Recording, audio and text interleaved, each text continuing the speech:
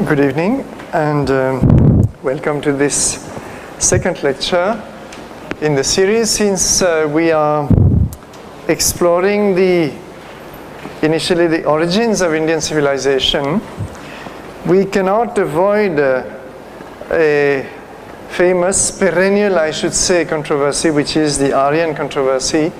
This is a recurring question mark put by students and adults alike, and it is also a major question which has repercussions in many fields. You will understand in a few minutes what I mean by that.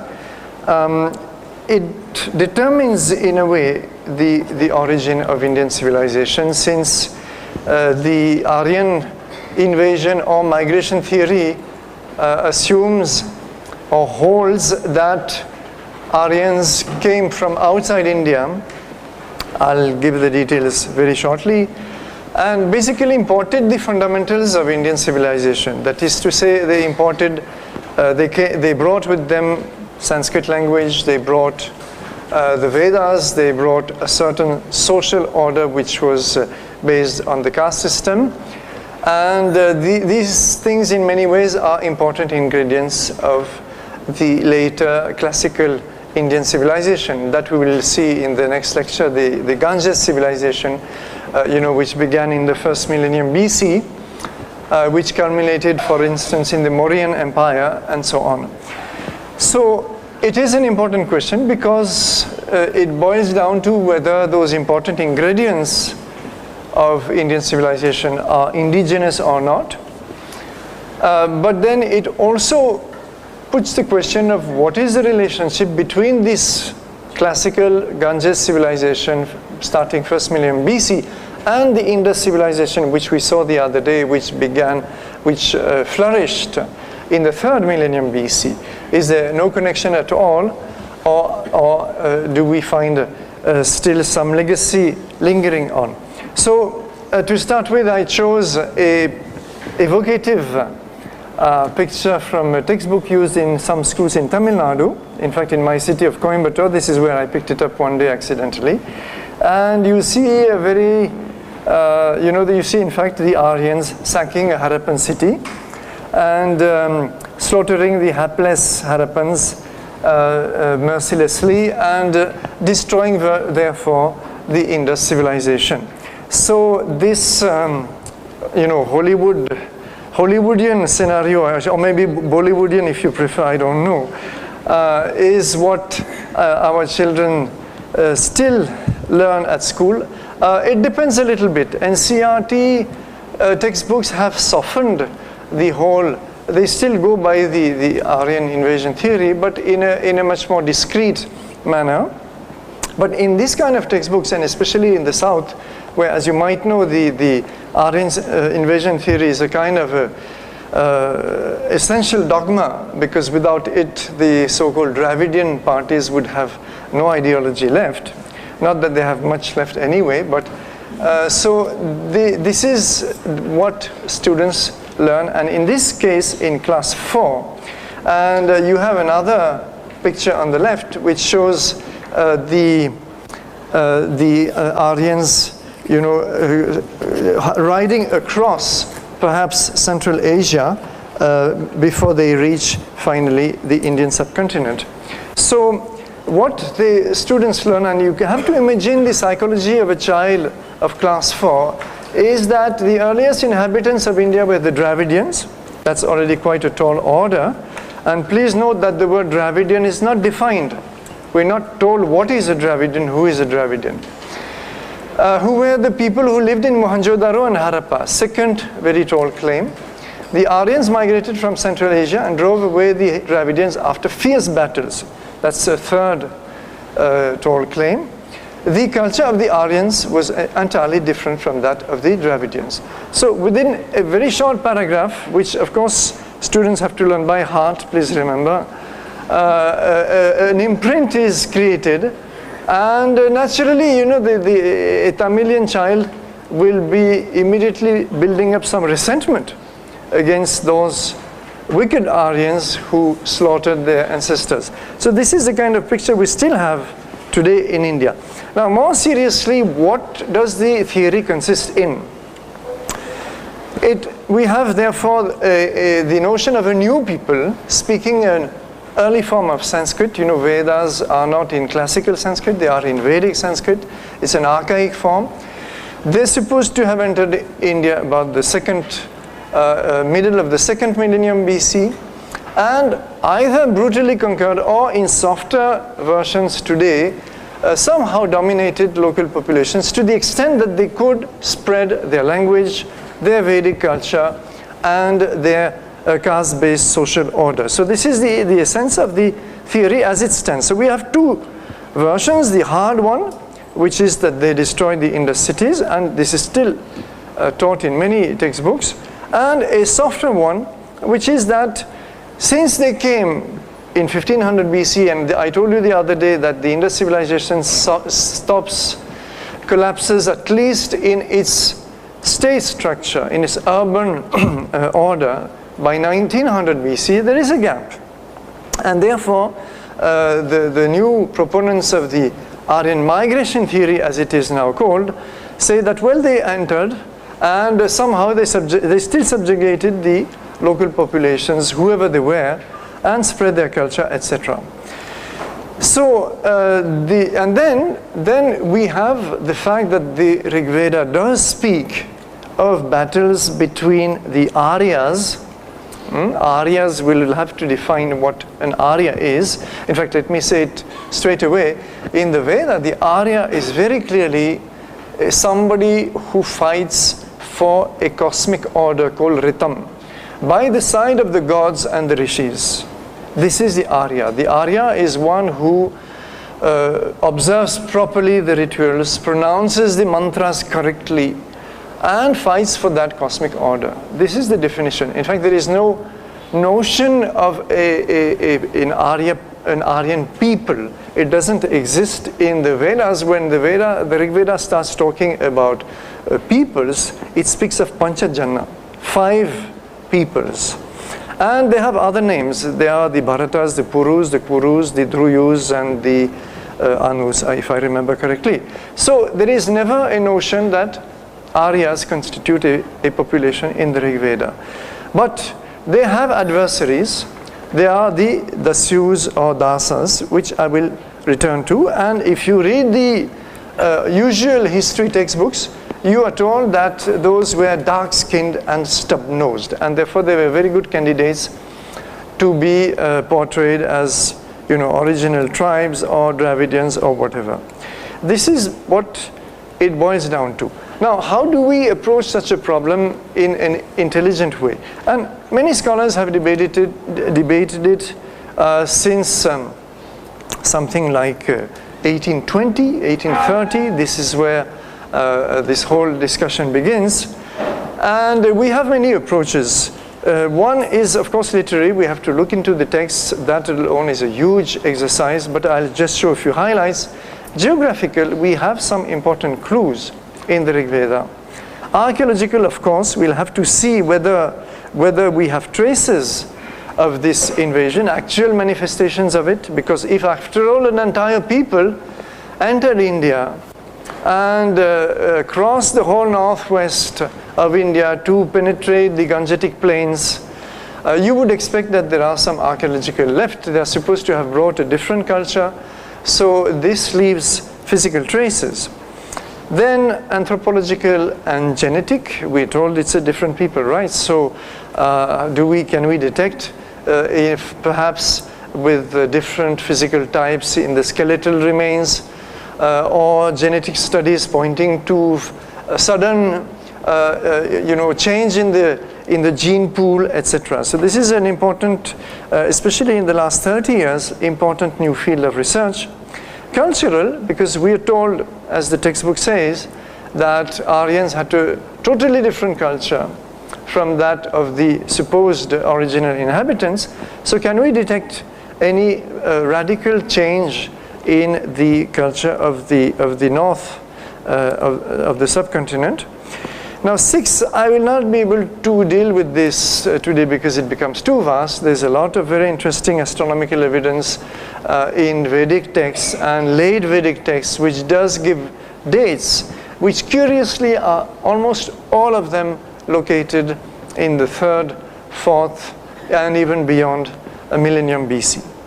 And this is something which scholars who defend the Aryan invasion or migration theory usually do not deal with, because it's very embarrassing to, for example, I may just mention briefly one example, the Shatapatha Brahmana, which is a commentary on one of the Vedas, mentions that when you build the fire altars, you should face the east. You know, the priest sits facing the east. I will come back to this point later on today. And how do you determine the east? Well, you choose the point where the Kritika, that is to say the Pleiades star cluster, is rising, because Kritika never swerves from the east. And this is something which happened for a large part of the year in sometime between 2400 and 3100 BC, not afterwards, because of the precession of the equinoxes. So we have certain dates like that which keep recurring, and this would require a whole treatment of itself. There are many dates, but none of them are compatible with an invasion taking place in 1500 BC. They are much older.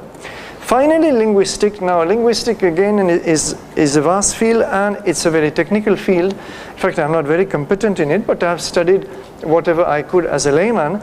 And what I have seen is that the Aryan invasion theory originally has two raisons d'être, two purposes. One is that the scholars right from the late 18th century, William Jones, needed to explain the newly discovered connection between Sanskrit and the European languages like Greek and Latin. That connection is obvious, it is absolutely non-controversial, and this is what actually gave the name to the Indo-European family of languages, which includes all North Indian languages, except a few tribal ones, and Iranian, Persian, and languages like Afghani, and all European languages basically, except a few like Basque and so on.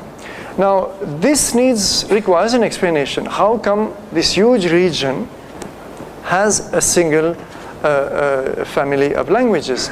The easy explanation was, of course, to imagine a population somewhere in the center of gravity of that region, which could be, the Black Sea, which could be southern Russia, which could be Central Asia, and imagining this population to radiate in all directions, which is what was done. But then there is a simplification here, which is that we have to imagine, to accept the so-called tree model of linguistics, where we imagine a common root and all languages nicely branching out of this common root. And this model has been increasingly disputed, rather complexified, because it's not as if languages simply emerge from a common root. They also keep interacting laterally. And lateral interactions are equally important and end up creating convergences, divergences. For example, in India, South Indian languages, so-called Dravidian languages, are definitely from a different family. They are not Indo-European languages. Nevertheless, there's been interaction for so many, centuries or millennia, whatever, that in fact they have tended to converge. And if this process continues, one day, for a modern observer who doesn't know past linguistics, he may find that South Indian and North Indian languages belong to a single family. It is possible. This has happened in the past. So this has led a number of linguists to finally agree that the Indo-European family of languages can have different kinds of explanations. And it can be migrations, but it need not also be migrations.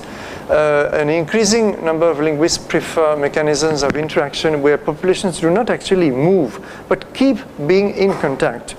So this field is complex. I will only say that even though mainstream conventional linguists still prefer the Aryan invasion or migration model. Some others do not, and they acknowledge that the question remains open from their point of view. So we have to start with I'll select only the first 5 fields, and that too I can cover only briefly. First, the literary evidence.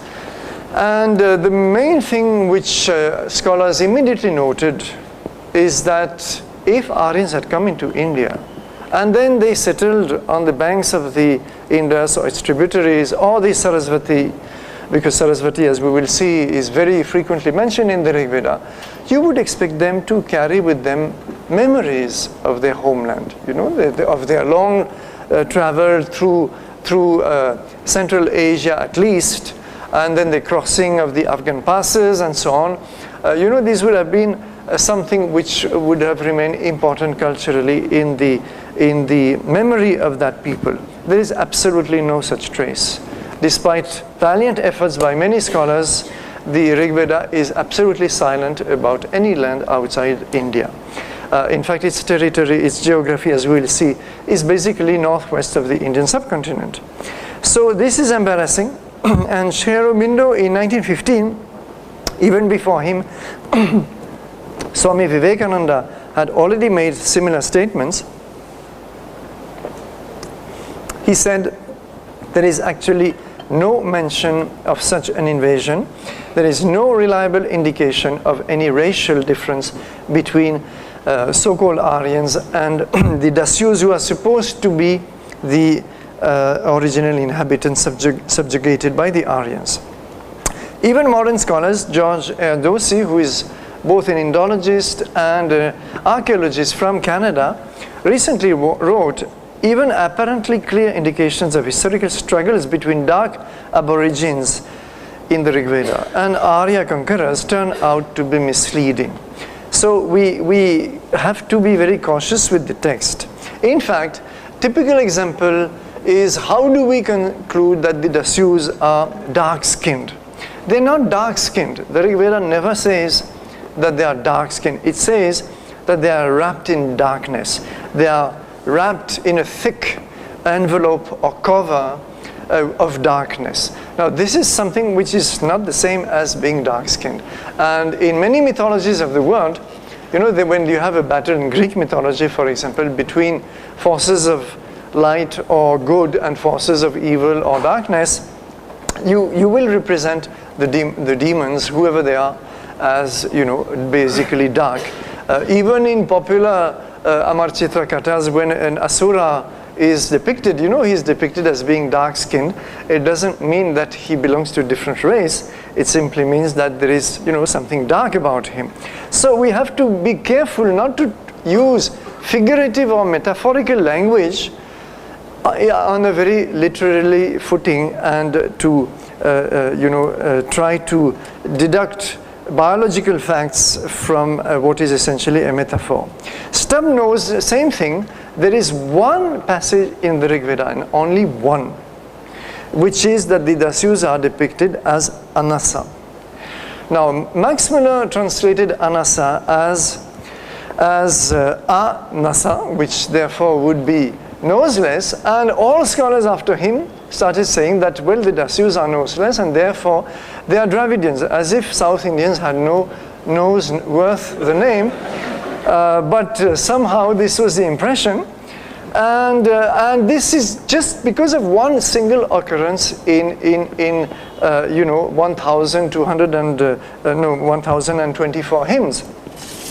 In fact, the traditional interpretation of Anasa in India by Sayana, the Vedic commentator of the 15th century, had been not Anasa but Anasa, which means mouthless.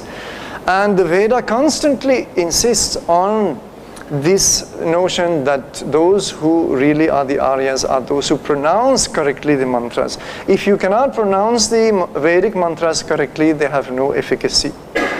So mouthless means, and this is made clear by other passages, those who actually cannot pronounce, or those who sometimes corrupt the mantras, the Vedic speech. So this is what it means, and not noses. You can see how easy it is to slip into predetermined interpretations. And the second remarkable point of the literary evidence is that, what about those Dravidians? They're supposed to have been either slaughtered or driven to South India. And we do have in Tamil an ancient literature called the Sangam literature, which the earliest layers of which go back to possibly 200, 300 BC at the most. And well, there are many traditions, legends, stories which are part of it. And the striking thing is that there is not one of them which refers ever to this grand scenario of, you know, having been driven away from their cities and hunted all the way to South India. There is absolutely no such memory of a clash, whether physical, cultural, religious, or any. The only clash with the Arya kings, as the Sangam literature calls them, meaning North Indian kings, are of a military nature, where many Tamil kings boast of having gone to North India and conquered this king, that king, brought back waters from Ganga and stones from the Himalayas and such things. So this has nothing to do with the Aryan invasion theory. And in fact, the Sangam literature is highly respectful of the Vedas. It considers that the Brahmanas who sing the Vedic hymns are to be revered, to be respected. All the rituals depicted are basically Vedic rituals. If you see the wedding of Kannagi and Kovalan in the Shilapadikaram, they walk around a fire altar 7 times, and so on and so forth. So there is plenty of evidence to show that we have neither memory of such an event, but also no cultural clash. Now let me go to the, sorry, doesn't matter. Geographic evidence. First of all, and surprisingly, there are lots of references in the Rig Veda to the ocean. And this is something that was initially swept under the carpet because it was very embarrassing. The Aryas are supposed to have migrated from Central Asia, which is of course landlocked, and then they enter the plains of the Indus and Saraswati. It's a long time before they are going to be in touch with the ocean, the Arabian Sea, long enough for it to be absorbed into their culture. Yet they talk of ships, they talk of an eastern and western sea, they talk of sailing, storms, waves, and the oceanic imagery is very strong, in fact, in the Rig Veda. So this is already an incompatibility with the migration theory. So the theory, the geography of the Rig Veda is basically this Sapta Sindhava.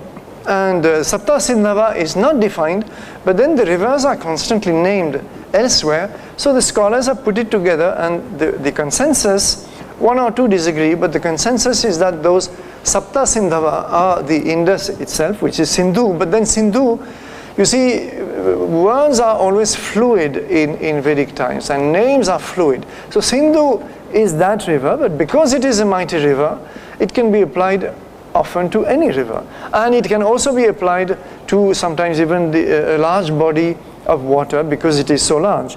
So, so we have to be very careful in the Vedic context, you know, to try to correlate any conclusion we want to reach with all appearances of this particular word or phrase or designation.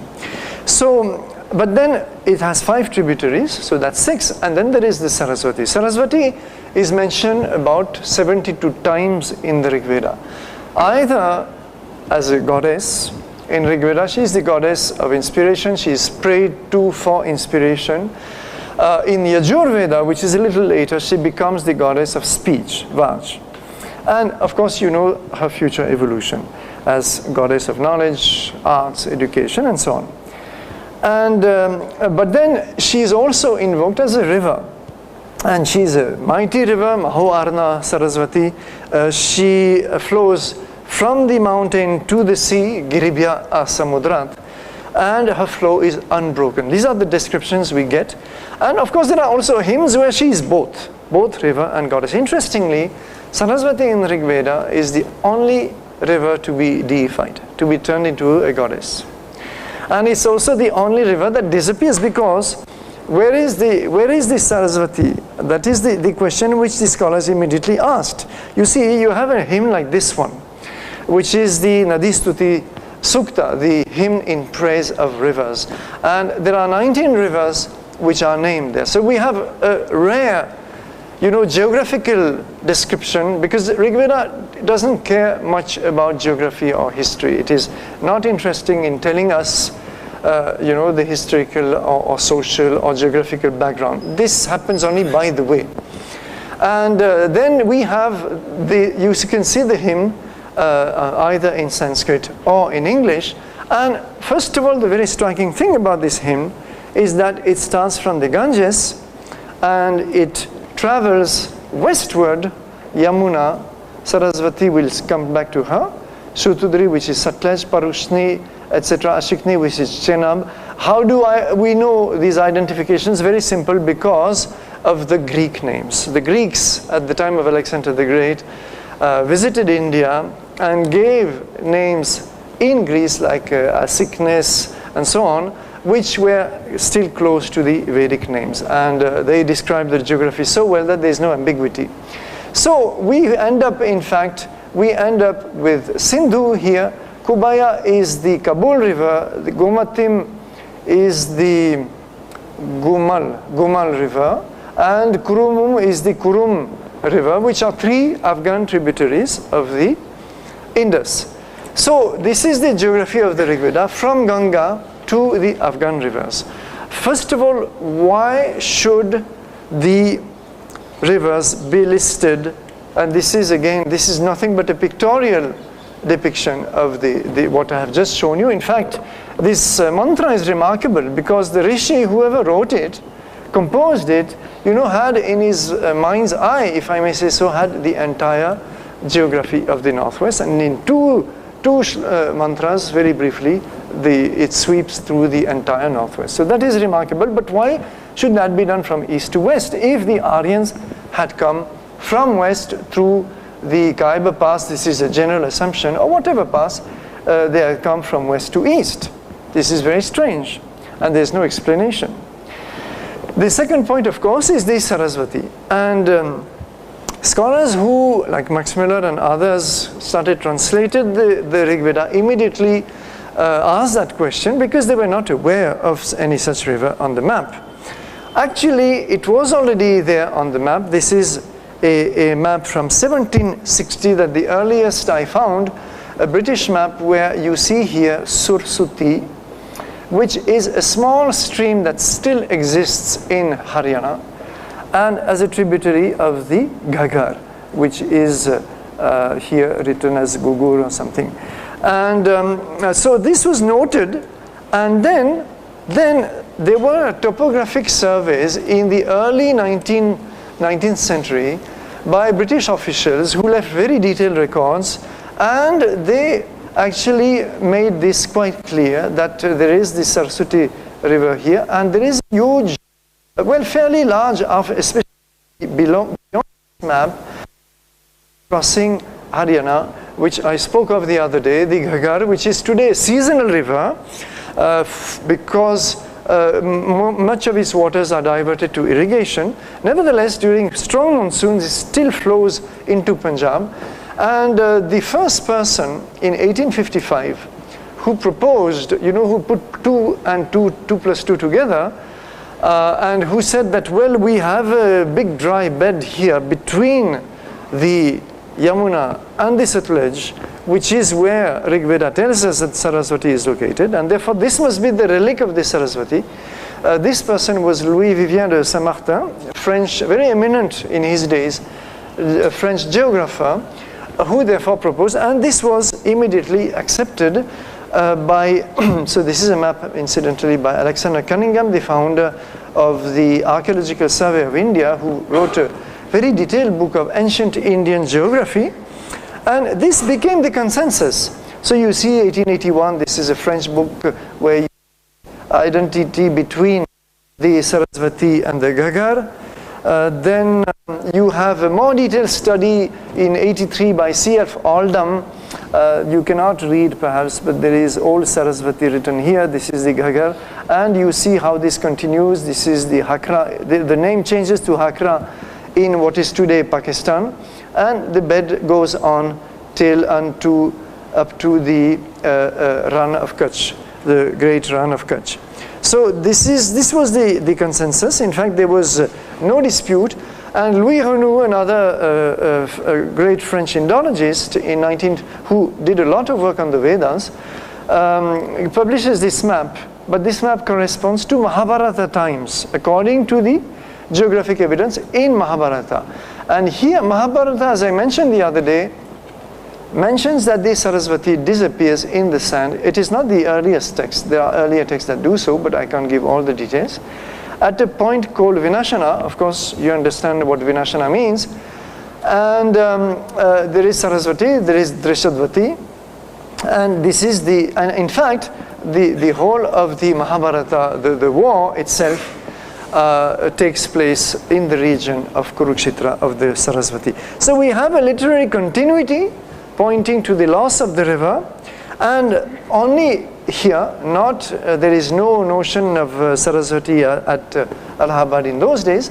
And this is what scholars have studied. This is a German geographer in 1969, Herbert Wilhelmi, who actually tried to recreate all the phases of the Saraswati from Vedic times, when actually the Sutlej, instead of veering as it does today at Rupa, today it turns here, and this is today the Sutlej.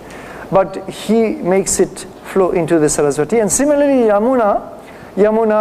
he makes it flow into the Saraswati, and it is assumed that some tectonic uplift drove away those two contributions from Sutlej and Yamuna and depleted the main sources of the Saraswati, which was then left with only those streams flowing down from the Shivalik hills, including the Ghaggar. So whatever the exact mechanism, we have also now remote sensing studies. This is one of the earliest ones. You see the bed here named Saraswati. This is by ISRO, and getting lost in what is today the Cholistan desert of Pakistan. We have, of course, better images today. You can actually get better images right on your desktop, showing us the bed. And you see here, of course, the Ganga and, I'm sorry, yeah, this is Ganga and this is Yamuna. The Sutlej now is here. So why is this bed so marked? Actually, it's an important point. It's not that there is a deep valley. There is no deep valley. There is a slight depression. But there is an underground reserve of water still there. And this water has been dated by isotopes, and it is quite compatible with a few millennium BC. In fact, there is no modern recharge in this region. And especially the dating has taken place here in this part of western Rajasthan, northwestern Rajasthan. And what happens is that this underground reserve of water creates a different vegetation pattern on the surface. And you can, in fact, it was noted by the British officials in the 19th century because they were considering using this route to march into Sindh and conquer Sindh. They abandoned the project because they were able to conquer Punjab first, and then from Punjab they moved into Sindh. This happened in the 1840s. But they were considering using this route because they said that the advantage of this dry bed is that there are lots of wells along the coast, and all those wells have sweet water, fresh water. Whereas if you move a few kilometers away, the wells have brackish water. This was noted in the 19th century reports, and this has been verified by the Rajasthan Water Board in particular. So this different vegetation pattern is what you see. More studies, I mean, this could go on and on, showing the paleo beds linking the Yamuna system with the Saraswati system and the Sutlej system with and in fact this is still sometimes a seasonal stream. It is called the Patyawali, I think, or the Sirhind river.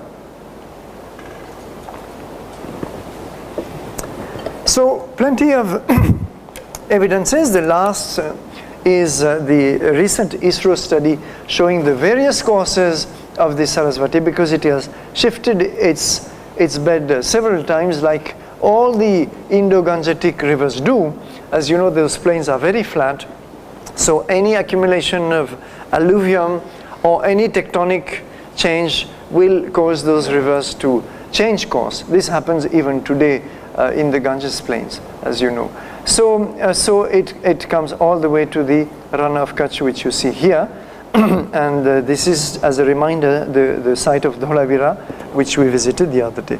So in any case, we have, and the reason I show all these names, I'm not going to read them out, is because there is a false impression created both in the media and by a certain class of historians who object to the identification between the Ghaggar and the Saraswati, that those who promote these identification are basically Hindutva people. And this is written, verbatim in articles after articles, and that those who say that this was a Saraswati are basically Hindutva. Well, kindly decide whether all these scholars, and in my book you will have detailed references of their writings, whether they can all be Hindutva, I doubt.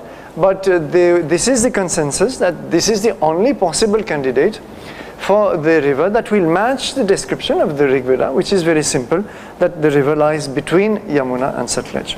So this is of course a strong argument against the Aryan invasion theory, because we have seen that the river dries up around 1900 BC. This is what actually I'm going to show it now. And this is the whole question of the end of the Indus civilization. Previously, in the old books, I'll show you another example now. The mechanism invoked was invasions, and this civilization was supposed to have fallen to invasions. It was a kind of a repetition of the story of the Roman Empire that falls to invasions by barbarian tribes. So naturally, scholars were tempted to invoke similar mechanisms. Social unrest is also spoken of, but we don't have any very firm evidence for that. Great drought in 2200 BC, I'm coming to that. Drying up of the Saraswati, you will see in the next slide. Ecological degradation is a very interesting theory that Harappans overuse their resources, especially their forests, for all their industries, their pottery, metal, seal, bead industries, and that might have precipitated geographical overstretch. Maybe the civilization was over just too large a region, 1 million square kilometers, and the state structure that maintained it had to collapse at a certain point. This is also an interesting discussion. Finally, economic collapse. The end of the trade with the Mesopotamians is recorded in Mesopotamian tablets. After 1900 BC, Meluha totally disappears and is never spoken of again. So something happens. Now, is it a cause or is it a consequence? In fact, for all of these, this is the discussion. We may say that they are all factors in the end, but which one is exactly the cause is not very easy to determine. But there is a growing trend among scholars to prefer this, a pattern of ecological factors. This is 2000 BC, 4000 year before present. And you can see here from different regions. This is Northeast India, this is Oman, this is, where is this? I forget. I forget. This is, of course, Japan, Italy, Tibetan Plateau. And you find that there is a sudden drop in precipitation. There is actually a worldwide drought lasting for something like 200 years. And of course it would, and in fact in Mesopotamia, one particular kingdom fell because of it. This is now accepted. So whether this could be the cause of the end of the Indus civilization, possible, at least it would have been a factor, important factor. But then, see what happens in the Saraswati basin when you move from the early Harappan phase, before the urban phase, to the urban phase here, and the late Harappan phase, after the collapse of the urban order. So here you have a continuity of sites in the Saraswati region. Then during the mature phase, one small break appears here at what is actually the international border here today. And finally, a dramatic change after 1900 BC, where all the central part of the Saraswati basin is abandoned. Sites like Kalibangan is here. Kalibangan actually is here. Disappears. People just go. So the assumption is that the Saraswati ceased to flow. And of course, if the Saraswati, and this has been confirmed, these are my own maps, but I can show you many studies like this one from International Team of Geologists, which appeared recently, which shows this is a mature phase, you have almost perfect continuity, and then after 1900, suddenly all the central part, excuse me, it's here. All the central part is abandoned. So obviously, if this is the case, then the Saraswati dried up 1900 BC, but then the Aryans who composed the hymns on the banks of the Saraswati and praised the river as flowing unbroken all the way to the sea, they cannot have done that in 1500 BC. There's no Saraswati left in 1500 BC. So this, in fact, is the reason why some people stood up when this fact became clear. In 1984, to be precise, all the data was correlated, and it was shown that Saraswati in full flow meant 3rd millennium BC, not 2nd, 3rd or even beyond. And then some people stood up and said, well, in that case, it cannot be the Saraswati. So, well, fine, this is, everybody has a right to his opinion, but then the natural, logical consequence is that those who composed the Vedic hymns praising the Saraswati in full flow did so before it dried up, and that would be in the 3rd millennium BC or beyond.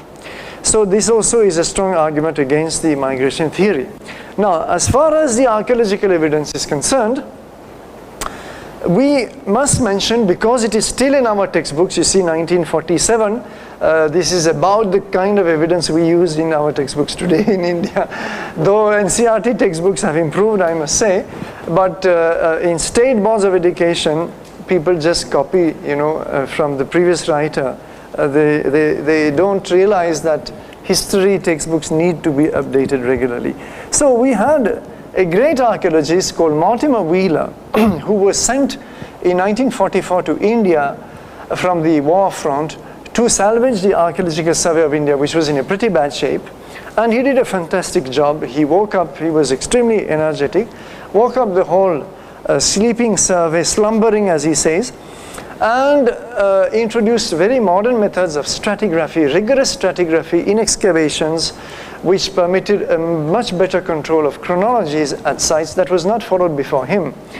And also, to his great credit, trained generations of Indian archaeologists through various schools and training camps in the field. But then he had also his pet theories. And when these skeletons were found in the streets of Mohenjo-daro, this is at Mohenjo-daro, 33 of them, later on 37 of them, then his imagination started working. And he said, well, this is the evidence of the final massacre, as he called it, of Mohenjo-daro.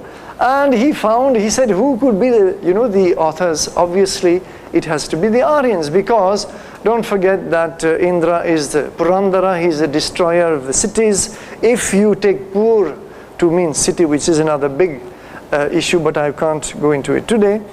And therefore he said Indra, the leader of the Aryans, the Aryas rather, stands accused. And this had a terrific effect, of course, and people tended to be convinced because he was a very persuasive person. But an American archaeologist in 1964, George Dales, studied those skeletons more closely. He was skeptical, and he found that they actually did not belong to the same epochs. One S is missing at epoch. They were from different periods of time. So first of all, that is a big question mark. And they were, to his understanding, his interpretation, they were the result not of a massacre, but of a sloppy burial. And he asked, where are the burnt fortresses, the arrowheads, weapons, pieces of armor, the smashed chariots and bodies of the invaders and defenders? And there is absolutely no evidence of any kind that he was asking. So he called it a mythical massacre. In the 1980s, another American, Kenneth Kennedy, who actually sadly passed away just a few months ago, a brilliant bioanthropologist, I'm going to come back to him in a few minutes, studied the skeletons now much more closely, because bioanthropology, that was his job, you know, to take the bones and try to find evidence of what happened, or evidences of disease, or all kinds of evidences. And he found that many of the injuries which Mortimer Wheeler had pointed to, the bones had apparently marks of injuries, had actually healed before the death of the person.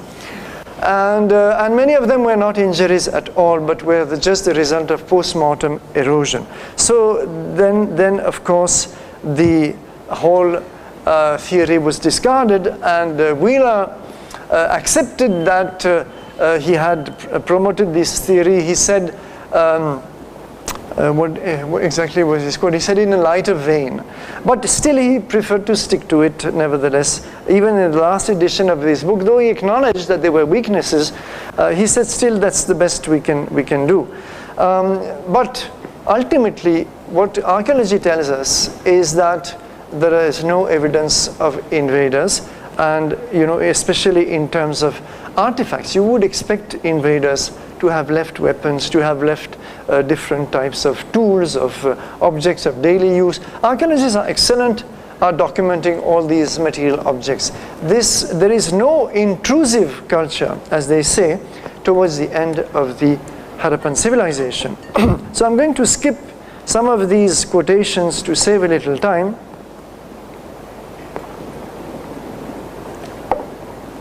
But I can just say that there is unanimity among the archaeologists to say that there is absolutely no such evidence.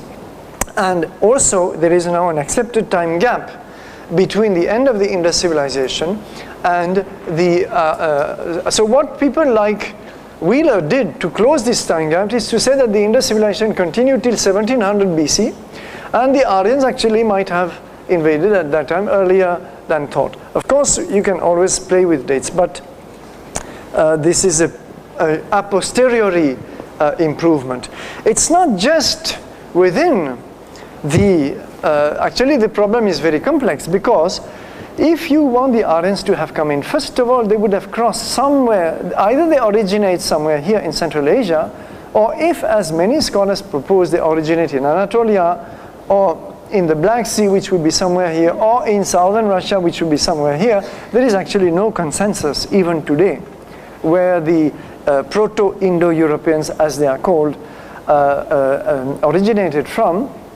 In any case, they would have crossed all these regions, and there are certain cultures which are found in these regions. This is, for example, the Bactria-Mahajana archaeological complex, a brilliant civilization of the Bronze Age, of the contemporary with the Harappan civilization. And then you have post-Harappan, you have the Gandhara grave culture in Swat, you have the cemetery age culture in parts of the Indus Valley, you have the copper board culture, this is in the 2nd millennium BC, and then later on the painted grey culture. And what I can say in brief is simple, that there have been scholars to promote all of these as being Aryan culture. But then it's you cannot have all of them. You have to choose. And the problem is that none of them actually covers the whole ground. You see, none of them covers the whole journey that the Harappans would have followed. Cemetery age has been promoted for a long time as being evidence. It is visible. It was first visible at Harappa, at a place, a cemetery, in fact, called Cemetery Age. And it was thought to be the result of the incoming Aryans, but then later on, and this is what has happened with most of these cultures, it was shown to be in continuity with the final stages of the urban culture. So there is actually no cultural break, and this is what we see for all of these cultures. And none of them actually provides a good explanation for an invading people. So then I have to spend a few minutes on the horse issue, because there is an argument which is presented, and it has to be dealt with both textually and archaeologically, which is, and you remember our first little textbooks, that the Aryans introduced basically the horse in the subcontinent. It is a fact that Rig Veda constantly speaks of Ashwa, horse-drawn chariots, and therefore some scholars will say that the horse is central to Vedic culture. And then they say further that there are no horse remains in the Indus cities and no horse depictions in Indus art. Therefore, Harappan civilization cannot reflect a Vedic culture, and the Vedic age is post-Harappan. Now, seen like that, the argument seems to be very strong, but it has many flaws. First of all, it is not true that no horse remains have been found in the Harappan civilization. 12 Harappan sites have come up with bones or teeth identified by the best archaeozoologists, as they are called. Many of them Indian, and I must say at this point that there was a bit of bias against Indian archaeozoologists. They were not taken seriously, and they were said to confuse the horse bones with the bones of the wild ass. And it is true that the wild ass has bones which are similar to the horse bones, but then the Indian archaeozoologists were all the time, like A.K. Sharma for instance, were all the time claiming that they could distinguish between the two. So here, for instance, we have at Surkotada, which is a site in Gujarat, during the mature phase, we have bones which have been identified by this A.K. Sharma as bones of the horse, the true horse. And initially, it was just ignored. But then it so happens that one day, an international expert, the late Hungarian archaeozoologist Sander Bökönyi, visited India and saw the bones at the archaeological survey in Delhi. And he studied them, and he said this is not only the true horse, this is a domesticated true horse, because some teeth had marks which can be done only by, a horse bit, the biting of a horse bit. So this triggered now that we had a non-Indian asserting that the horse was present at Surkotada. People stood up and took notice. And it triggered a fierce debate, and some scholars like Richard Meadow, who is a fine US archaeologist but determined not to find any horse remains at all in the Indus civilization, wrote a very lengthy paper where he tortured the evidence and said that no, this is the wild ass. Now he kindly invited Sander Bökönyi to give a reply, which he did, and the argument was extremely detailed, and Sander Bökönyi stuck to his opinion that this was not the wild ass but the domesticated horse. Richard Meadow gave a second rejoinder. By the time Bökönyi could give his final, actually he had passed away unfortunately. So the debate died, and now you have historians claiming that this has been proved to be the wild ass. But the funny part is that when people try to trace migrations of Indo-Europeans through Europe, and they follow the evolution of the horse, supposedly again, brought into Europe by the same Proto-Indo-Europeans, who do they refer to? To Sander Bökönyi. This is the final authority always quoted, and I've given in some papers many references that he is always quoted as the supreme authority. So he is accepted in Europe, but he is not accepted back home. So this is a little unfair in my opinion, and therefore we cannot say that the horse did not exist in the Harappan civilization. In fact, the same Mortimer Wheeler, whom I showed you, and who, as you saw, was a great defender of the Aryan invasion theory, acknowledged that there were bones of a horse at Mohenjo-daro, though a higher level, but the levels were unfortunately not dated, so we cannot offer a firm date. But from Ranagundai, which is in Balochistan, earliest and doubtless pre-Harappan layers. So this much he accepted even in his days, 1968. And he said it is likely enough that camel, horse, and ass were in fact all a familiar feature of the Indus caravan. So you see that some very orthodox scholars do not have a problem accepting that the horse exists. Do we have no depictions? Well, this is again debated. You have to decide whether this found in Lothal, this figurine found in Lothal in Gujarat, does it represent a horse or a dog or something else? The tail is bushy, which is why Dr. S.R. Rao, the late archaeologist who excavated there, identified it as a horse. But I agree that it is open to debate. However, this one in Mohenjo-daro, identified by Ernest Mackay in the 1930s as a horse, does look like a horse, especially with the elongated neck.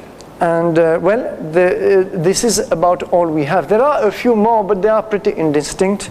And it is true that the Harappans did not clearly depict the horse, for example, on seals, on pottery. There is no such depiction. But if you do not depict an animal, it doesn't prove that it doesn't exist. They do not depict the cow, ever. Yet they were bulls. We know that they depicted the bull, and they were, you know, bull horses, so there must have been cows. Camel horses, camel bones have been found, quite a few, but the animal is never depicted. The cat, the wolf, the lion, the jackal are never depicted, yet they existed in the Harappan environment. So we cannot take non-depiction as a proof in itself. If bones have been found, that should be enough. Furthermore, lots of points which I will have to mention very briefly, but they are very important because they show how we can, treat an argument in the wrong way. We can have a wrong methodology. People say the Aryans brought the horse. Therefore, we should expect an increase in horse bone remains and depictions after 1500 BC. Do we have?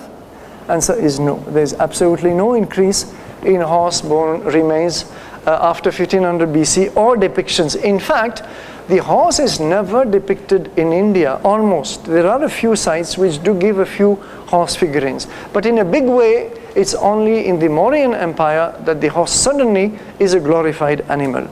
Previous to that, it's only the bull, the elephant, basically. In the Rig Veda, and this is the biggest secret of the horse argument, which nobody debates, and I stumbled upon it one day while going through carefully to all the passages in the Rig Veda that mention the horse. In fact, it is not just the Aryas that have Ashwa, it is also the Dasyus. The adversaries of the Aryas also have horses, and I can give you at least 8 passages to prove that. So if Ashwa means the horse, then it is as well a non-Vedic animal. It is also with non-Vedic populations. Then the whole argument that the horse should be a marker of Vedic culture, which is what many scholars insist upon, falls flat. So you see that the argument is not... I'll give just briefly one example, which is that Ushas, to show the complexity of interpreting the Rig Veda, Ushas, the dawn, is praised in one hymn as Gomati Ashwavati. Now if you look at the 19th century translators, British translators, they translate Gomati is full of cows and Ashwavati is full of horses. So this is dawn. But Go is accepted also as being light. You see, cow, milk, light. So Go, in any standard dictionary in Sanskrit, Go is also the light. That is well accepted. But what Sri Aurobindo said in 1915, before the discovery of the Indus civilization, is that Ashwa does not mean actually the physical animal, it means speed and energy, not always the animal. In that case, his translation is dawn full of light and energy. Now you kindly decide which of the two you want. But this shows you the difficulty, the risk in mechanically interpreting terms of the Rig Veda. Now I'm going to very quickly mention, I'll take 5 minutes to close this lecture. It's a huge topic. I knew I would be running behind times, but it doesn't matter. We have important, I'll just summarize. I'm not going to read all this. I'll just summarize. Very important skeleton studies taking place since the 1990s. The issue is very simple. Can we identify through skeleton studies a different human type? Suddenly, suppose South Americans had entered, or Chinese people had entered India in the 2nd millennium BC, you would be able to detect it because there would be different physical features. And the big answer is no. Kenneth Kennedy the same, and many of his colleagues and Indian colleagues also all studied hundreds of skeletons belonging to the Harappan civilization and belonging to the later phases. And they said there is essentially no difference. And what we see, they said, is that there is biological continuity, which means that the Harappans were basically the ancestors of today's Gujaratis, today's Rajasthanis, today's Punjabis, today's Sindhis. They were themselves of different physical types. This is not as if the Harappans were a tightly homogeneous population. But they failed to see, and that is why Kennedy, for example, in many of his papers, has emphatically rejected the Aryan invasion theory. I'm going to have to skip the genetic evidence, but I can simply mention that we have now, since the last 15, 20 years, yes, there is a burn smell, so please look around, and in case you detect anything, it could be a Vedic fire somewhere, but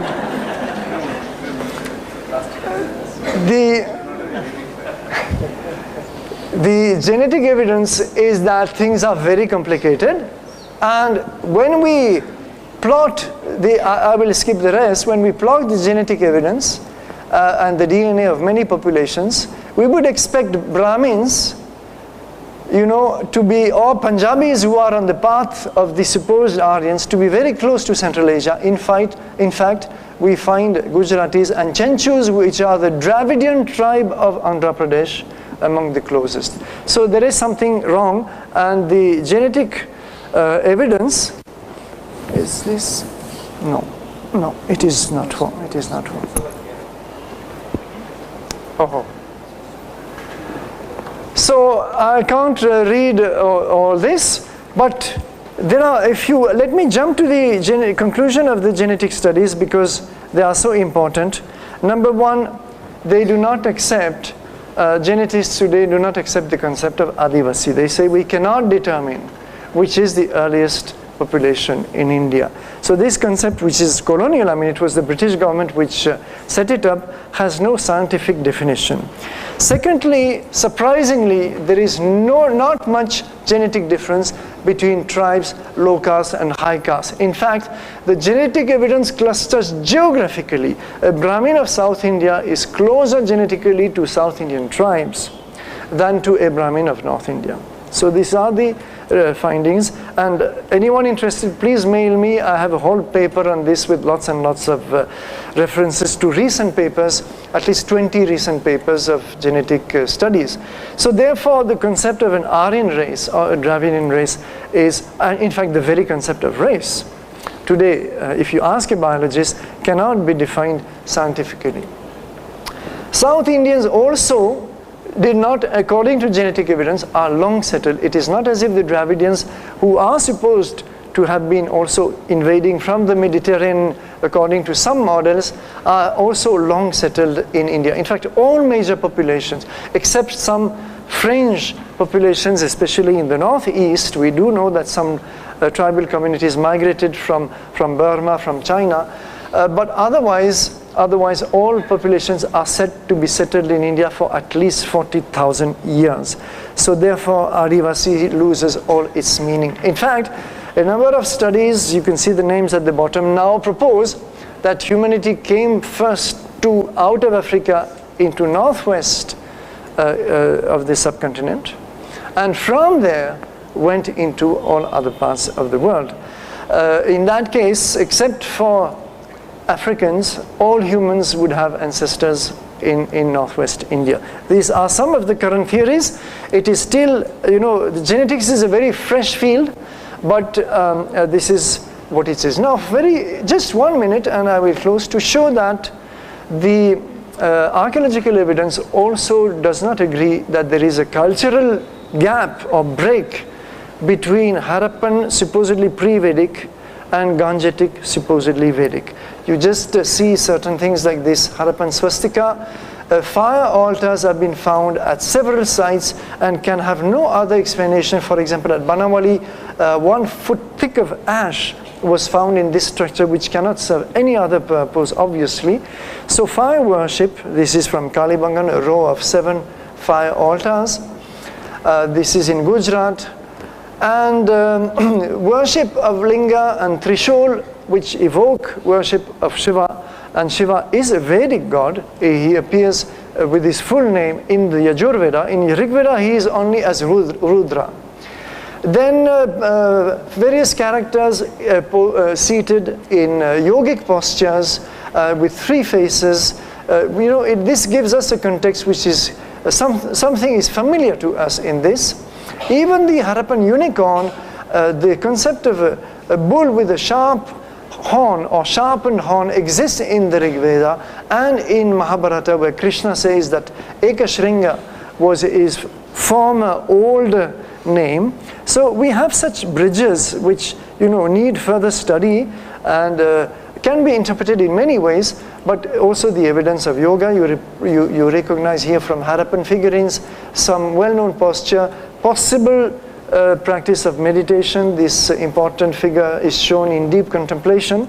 So these point to a certain cultural continuum, which at least all these scholars have stressed, even from John Marshall in 1931, stressed the fact that actually there is no break. There is no significant break or hiatus between Indus and Ganges phase. And the previous concept of a dark age in the 2nd millennium BC, this is found still in many textbooks, is no longer valid, says US archaeologist James Schaffer. So the cities disappear, but the culture lives on. And through what mechanism, I will try to explain in my next talk on the Ganges civilization. So the conclusions, the Aryans remain elusive. They are so elusive that, and maybe that is the best tribute we can give them, that archaeologists have completely stopped talking about the Aryans. In the archaeological literature of the past 15 or 20 years, archaeologists just don't want to hear about Aryans anymore. They can explain the whole evolution of cultures in the subcontinent without invoking Aryans or anybody else. So therefore, but then, since we have no physical, bioanthropological or genetic evidence for them, some scholars have proposed that, okay, they did not invade brutally, they migrated, and since there is no evidence for physical evidence, they migrated in very, very small numbers. And one scholar, a famous linguist, Michael Witzer, even said that one Afghan tribe overstaying in India would have been enough. So you kindly decide if it is enough. He calls it the trickle-in theory. So we don't have an invasion, we don't even have a migration, we have a trickling in of Aryans. But whether this can be rationally justified to explain that these trickled-in people could have overturned the entire linguistic, cultural, social landscape of India, that is the big issue. Well, it remains mainstream, especially because of linguistic support, but my point is that why continue to teach this divisive theory, which has been increasingly challenged and carries such a heavy colonial baggage. So I'm sorry I exceeded the time a little bit, but this is a huge topic and I did my best to show you that